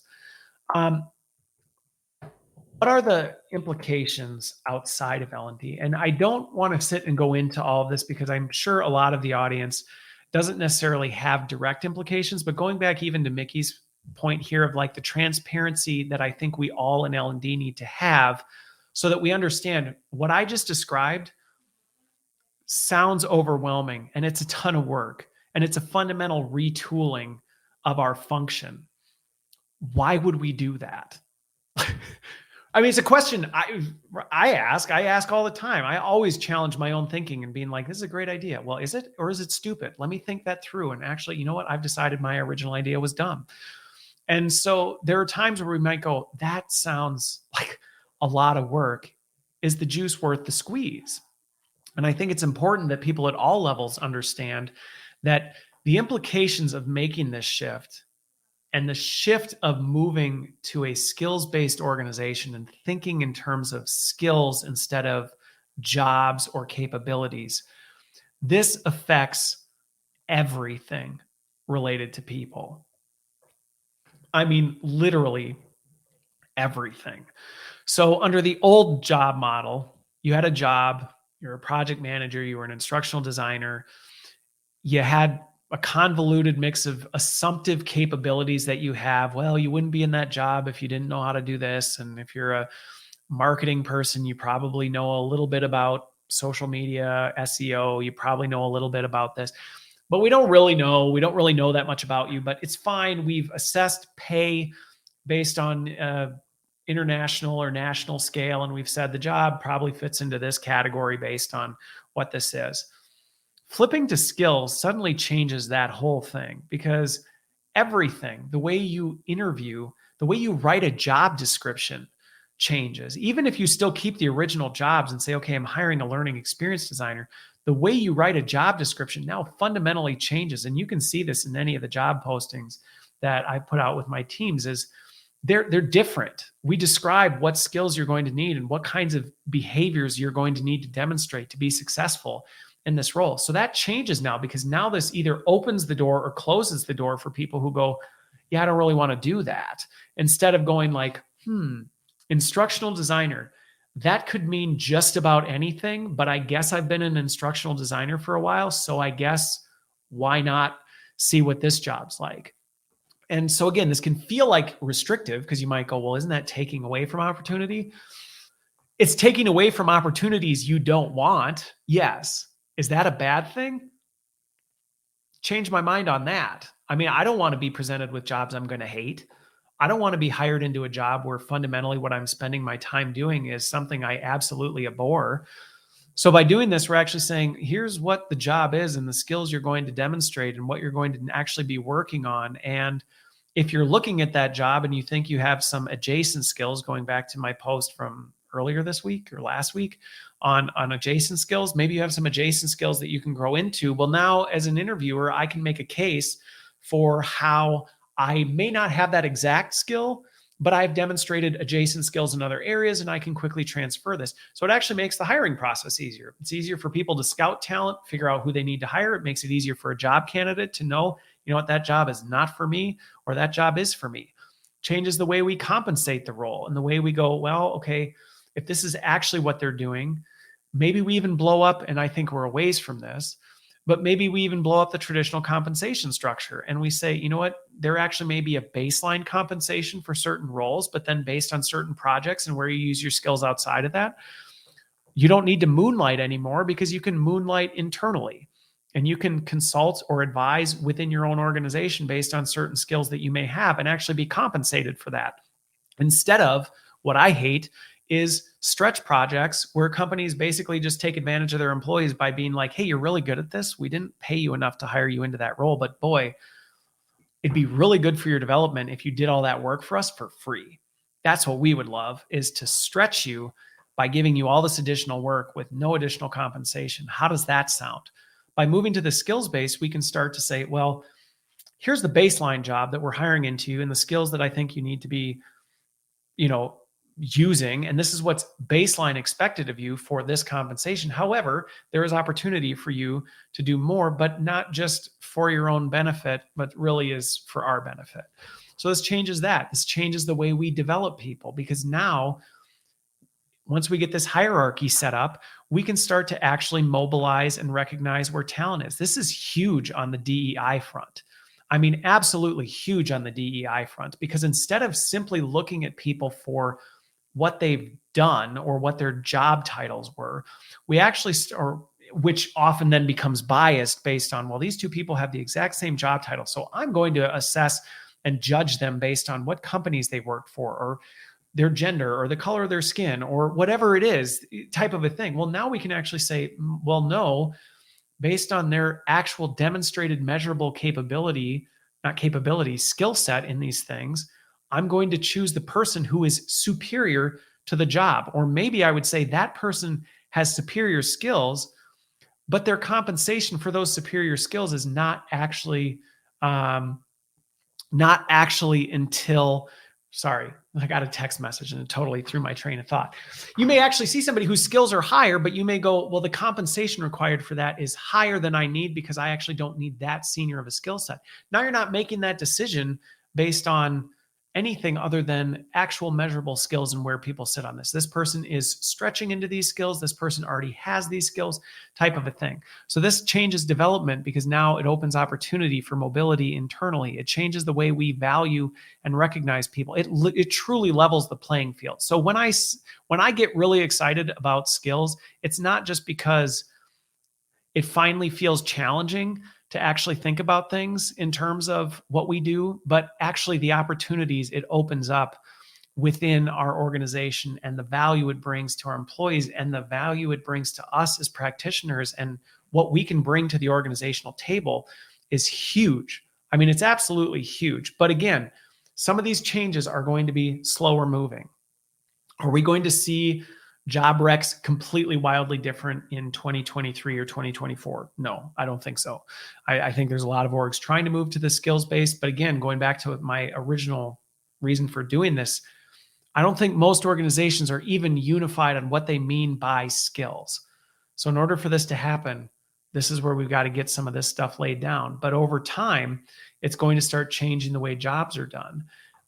It's actually going to change what we do. Now, going back to some of this, I think this is going to happen over time. Do I think jobs are going to become more fluid? Yes. But can we do some of this work now? And this goes back to one of the biggest things, and I hope this inspires people, because again, sometimes thinking about this can become very overwhelming. We can be like, good grief. And then I'll close on like, where do we start? One of the biggest things that I just want to really emphasize on this is we have a really unique opportunity, and hopefully I've made the case for it. We have an opportunity to lead in this space right now versus lag behind. Because what I can tell you in talking to a lot of HR leaders and even just business operations leaders, internally and externally, is most of them don't know where to start with this. So not only are they not universal on their definition of most of this stuff, but most of them are like, I don't know even what to do with it. I feel like in L&D, we have some really tangible low-hanging fruit we can start actioning against right now. I mean, there are things we can change our operations. I've spent the last 2 years overhauling our operations to completely align to this and building the talent set and doing all this. Like there's stuff that you can do today. You could start January 23rd or 2023. You could actually start on becoming a skills-based organization in L&D right now. Now, could other organizations and functions as well? Yeah, but I don't think they have the skill set or the knowledge set to know how to do it. And so what I just talked about in terms, we have an opportunity to model it and go, okay, if we become a skills-based organization, and I can just tell you this from experience, once you start doing it, heads start turning and people start asking, how are you doing that? How are you actually operating this way? And they become curious as to what you're doing. And all of the things I just described, while I used it through the lens of learning and development, you can put it through a different lens. You can put it through marketing, finance, operations, whatever. You can put it through every single lens and go, well, we can take the same approach. Take the same approach. Everything can be broken down into skills and behaviors. And then we can start to actually break this down and figure out what is the operational supply chain in each of these functions? Well, what are the skills required to do it? Well, how are we actually going to assess and do all this? But if we do the work first, we have an opportunity for people to come to us and go, holy moly, you're helping us think about this. And again, our intake process is a huge opportunity to start doing this because like I said in the beginning, many organizations are not thinking this way. Many of your counterparts are not thinking like this. And so when you start asking these questions, when you start digging into, well, what behaviors are actually going on? What skills are lacking? What do you think is actually going to change when you do that? How would that process work with these new skills type of a thing? You're forcing your stakeholders to start thinking like a skills-based organization. So this is why I say we want a seat at the table. There's a spot on the front stage with the spotlight right on it, and we are well positioned to step into it and go, all right, we're here. There's a lot of hard work ahead of us, but we have a chance to do it, to model it first, to model it into our operations that then starts to set the infrastructure and framework that everybody starts going, how did you do that? Like, how are you doing this for everything you do? And then they start modeling it. So I think this is something that, you know, as you think about 2023, there's a reason I'm really passionate about. There's a reason you're going to hear me talking a lot about skills in 2023, because I think the time to ruminate and strategize on it is behind us. That opportunity is behind us. And I've been running a whole bunch of experiments with all sorts of folks and collaborating with a lot of different people. And I think I've gotten to a position where I've learned enough to say, yeah, we can start actioning against this. We're past the point of pontificating on what might be possible and what we might be able to do. We're at a point where we should and can be taking action. And I've banged my head against the wall enough times to say, hey, here's a landmine you're going to run into. Here's something you probably don't want to do. Based on your situation, this is something that you may consider. But again, there's a huge opportunity. So let me answer these two questions, and then I'll close out on, so where do we start? Because again, if you're like, whew, 94, 95 minutes in and I'm feeling overwhelmed, well, good. You should be, but it should be an exciting kind of overwhelmed. Mickey, to your question. So how do I feel about skill measurement platforms like Degree? I'm going to stay vendor agnostic on this, just because I actually love a lot of platforms. So when people ask me like, what platforms do you like? Like, which one should we pick?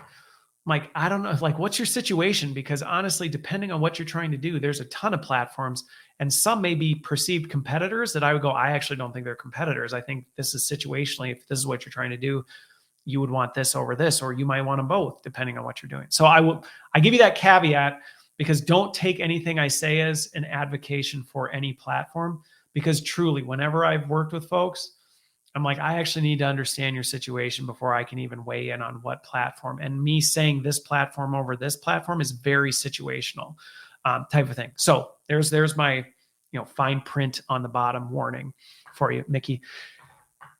Here's what I would caution people on when it comes to skill measurement platforms. And this is where the technology side of me, just like the hair on the back of my neck, stands up a lot. Is there are a lot of platforms out there who use the words skill measurement. They're a skill measurement platform. And my eyes just get real narrow, and I'm like, what do you mean when you say that? And I tend to dig very deep into like, how are you really measuring skills?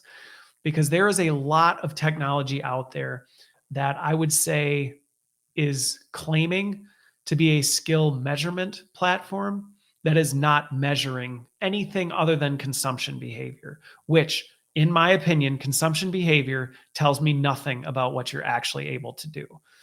It may tell me what you're interested in. It may give me indicators on the kinds of things that you may do well in, but it tells me absolutely nothing about what you're actually capable of.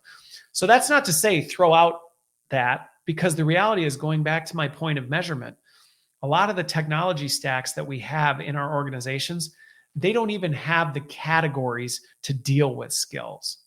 They just don't even have the categories. If you were to say like, okay, Christopher, we want to take your granularity of, capability, skill, behavior, like what would we map that to? In most organizations, they'd be like, yeah, good luck.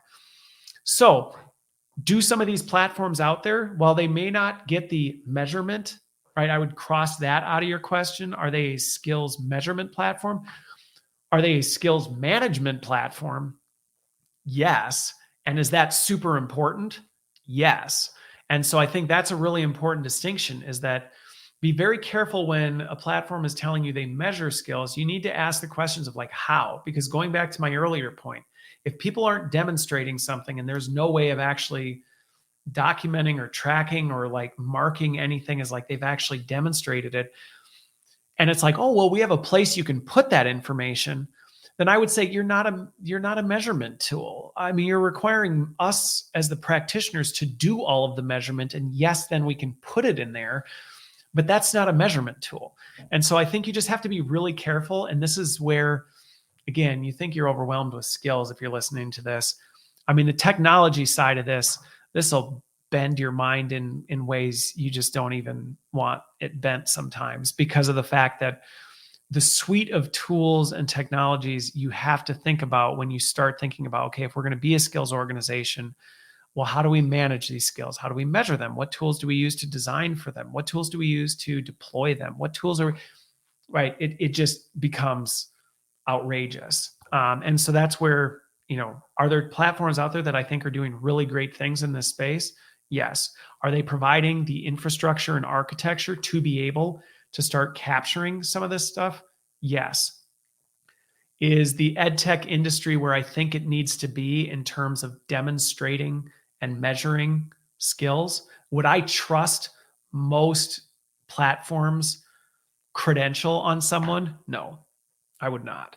Most platforms out there, if they said this person is skilled at this, I would be like, yeah, I wouldn't give any sort of credibility to that. So perfect. All right. So Mickey, glad that answered your question. And again, that's another 2-hour monologue I could probably go into that I won't, but hopefully that helps people who are distinguishing between if you're looking for skill measurement versus skill management. Those are two different categories. And to me, the measurement, people have asked me, I've gotten a lot of sideways looks when I bang the drum on immersive tech. And I think it's because a lot of folks are not connecting the dots between immersive tech and skills.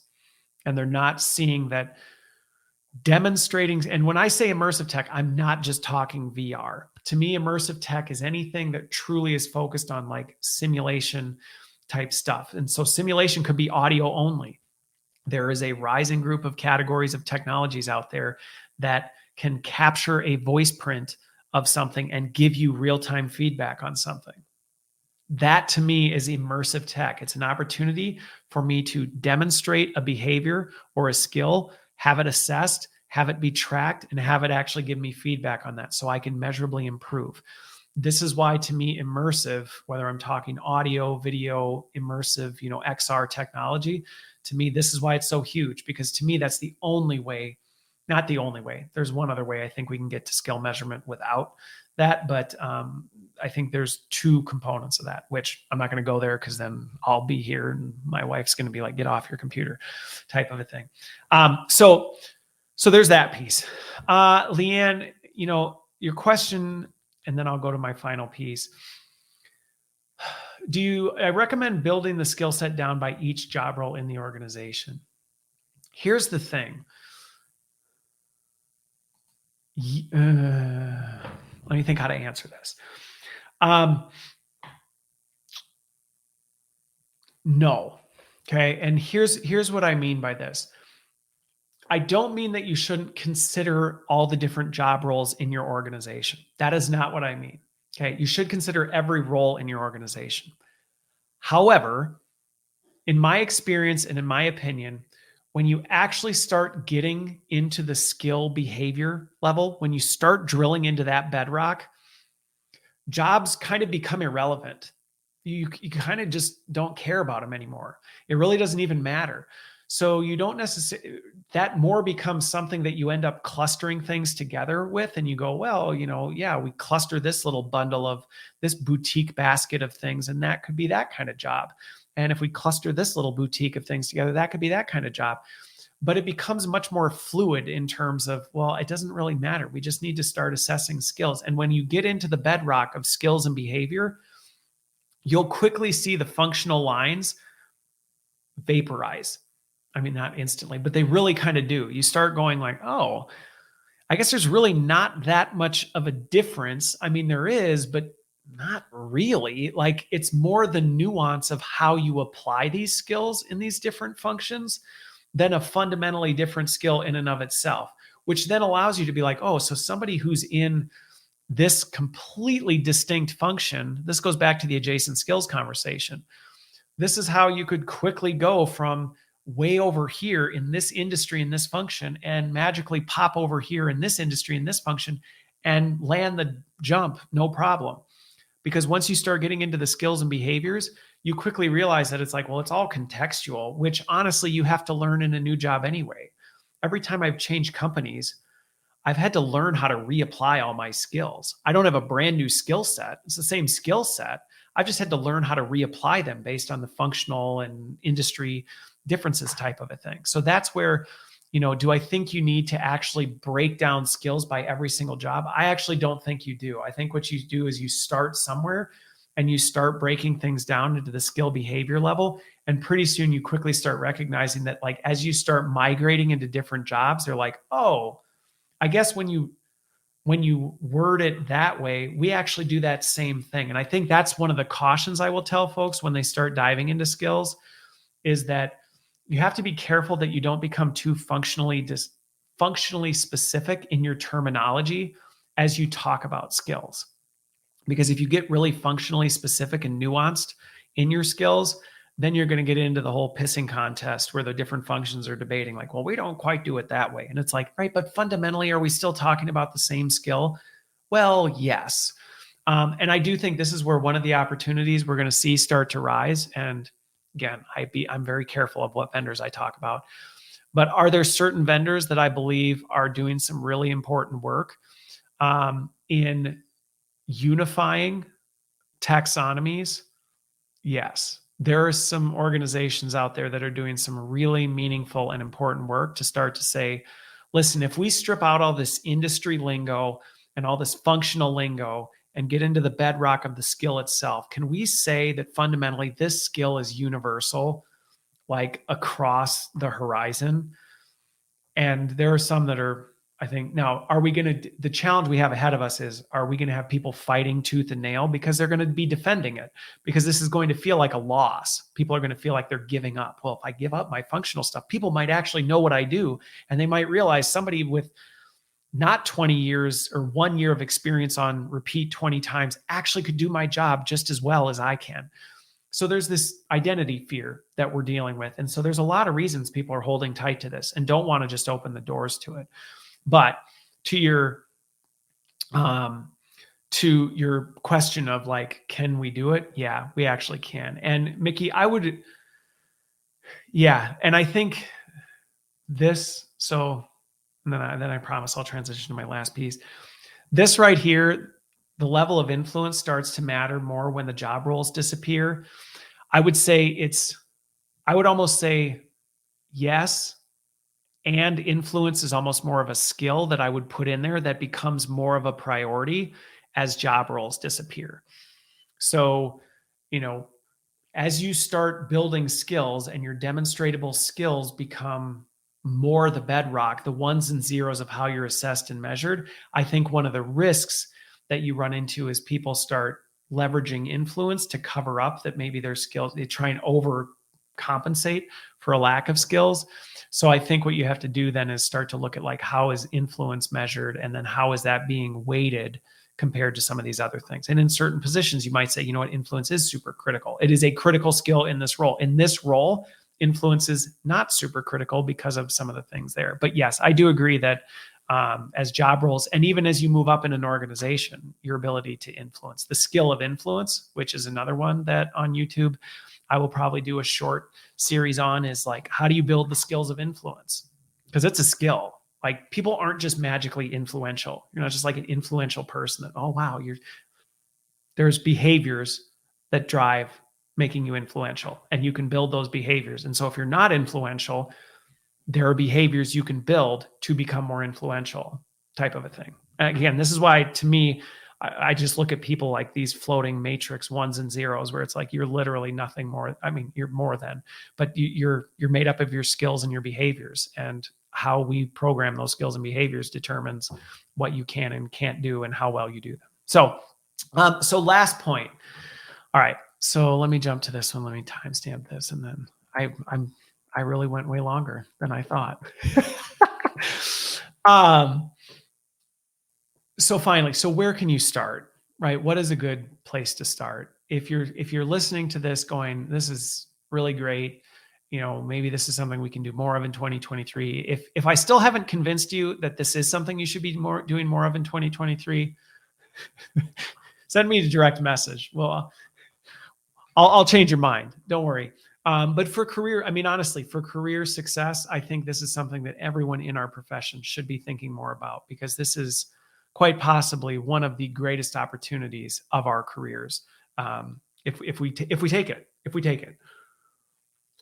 So you might go, where do I start? Like, where could I even start on this? Because what we just talked through, and this was just 2 hours, I could probably go, if I had enough water and Belvita crackers in here, I could probably go another 8. But where can you start on this? I think one of the things that's challenging on this is knowing where you are on this. And I think one of the first places to start is to do an objective assessment of where you are on this. That to me, reflection and introspection, I posted about this. Reflection and introspection are probably the most important things people can do to grow and develop that they don't do. They just skip right over it. We're too busy doing stuff. We don't stop long enough to go, I actually need to think deeply about this. Like if you've actually listened through this whole thing, I almost feel like the best first step you could take back is to actually, and I've time-stamped everything, so you could probably go back to this. But I actually would almost encourage people to go back to this and think deeply about some of these things and go, where are the greatest opportunities? Based on what the scope of my role is and the work that I do, where does the greatest opportunity lie in what we just described? Like, is it, I personally, I'll just give some examples. Like, if you don't think in terms of behavior and skill, like if what I talked about there in terms of getting to that level of granularity, that sometimes is the great first step for people. Like think about the things you do and actually deconstruct it down into behaviors and skills. If you are influential, start thinking deeply like, okay, what do I do that makes me influential? Like what are the things that I actually do that make people come over to my side? Because again, I would say most people I encounter do not think in terms of skills and behavior. They're moving too fast to actually stop and think about, I just accomplished this. Well, how? What did you do that led to that? I don't know. I was just so busy and I got here. Right. How?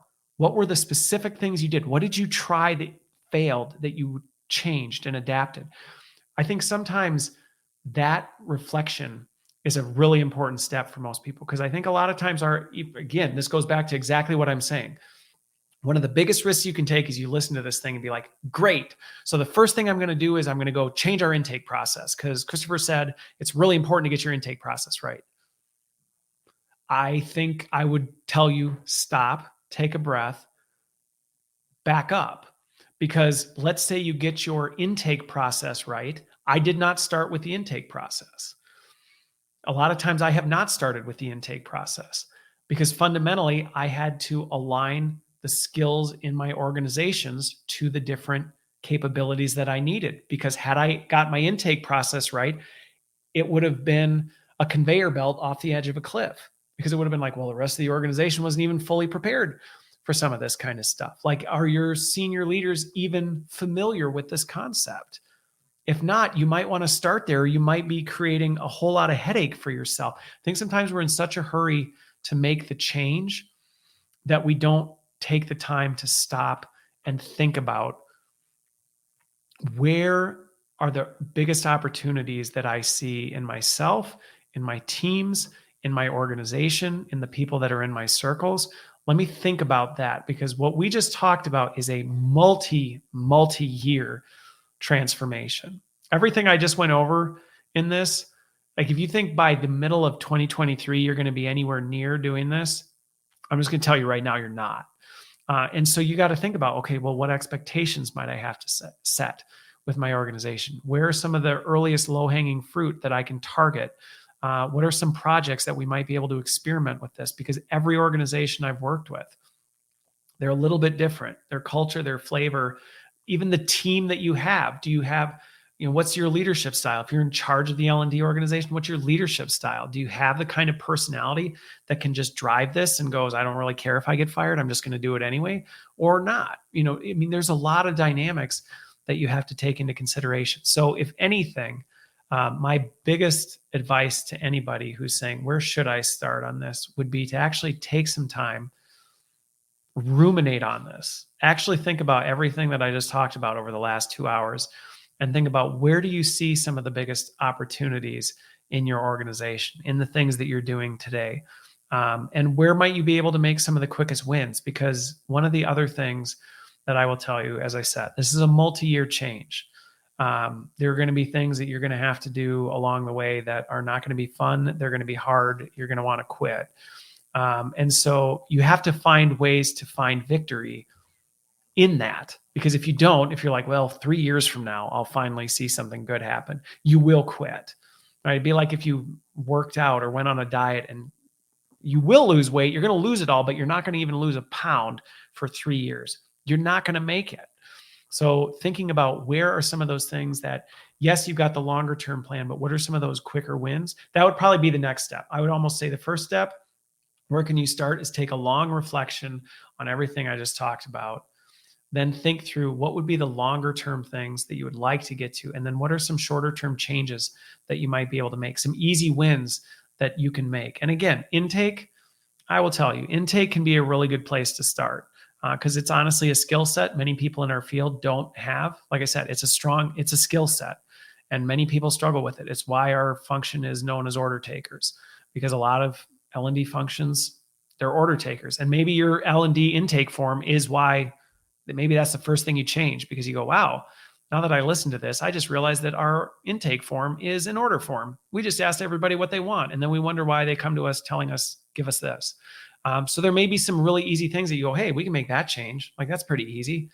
We can make that change to our intake process. We might be able to get our designers to think more like this. We might be able to break things down. We might be able to get our facilitators to create micro bits of content, instead of delivering all their content. And we can maybe push that out in a different way. And maybe we pick one program that we try this on and get some feedback, types of things. So I think there's a lot of areas where you can start. And I don't want to give a universal answer that says, Christopher says everyone who wants to become a skill-based L&D organization that leads the charge and ultimately transforms their entire company to be a skill-based organization, they all should do this, because I will be wrong more times than I'm right if I give a universal answer.